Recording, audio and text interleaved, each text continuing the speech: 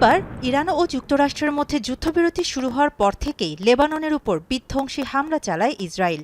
এই হামলার নিন্দা জানাতেই ইন্দোনেশিয়ার সাথে যুক্ত হয়েছে ৬০টিরও বেশি দেশ। এমন পরিস্থিতিতে পাকিস্তানের জাতিসংঘ দূত আবারও নিশ্চিত করেছে যুদ্ধবিরতি চুক্তিতে লেবাননও অন্তর্ভুক্ত।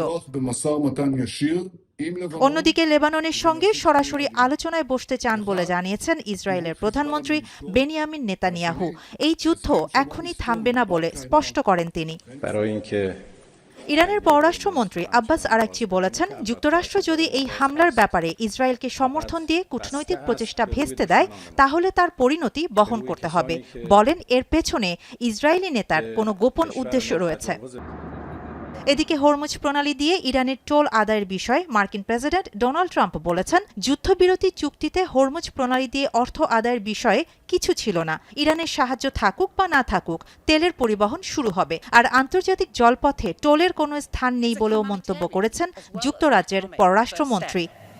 And then we need the full and unconditional reopening of the strait as a central part, not just of the current ceasefire. লেবাননের স্বাস্থ্য ব্যবস্থা ইতোমধ্যেই ভেঙে পড়ার মুখে।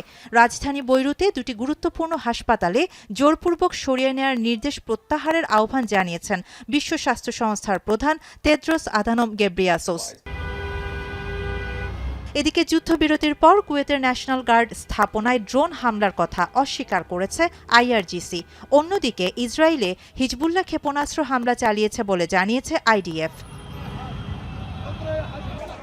শাহানা জাহান, এখন বিশ্ব।